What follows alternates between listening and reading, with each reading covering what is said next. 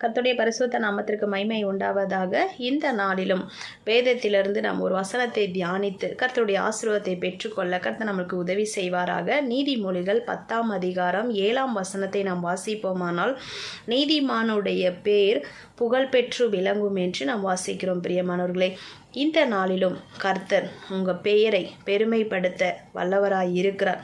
அவருடைய கரத்தில் இருந்து எல்லா ஆசீர்வாதத்தையும் நாம் பெற்றுக்கொள்ள கர்த்தர் நம்மை தகுதிப்படுத்தி கொண்டே இருக்கிற வேளையில் உங்கள் பெயரையும் பெருமைப்படுத்த வல்லவராய் இருக்கிறார்.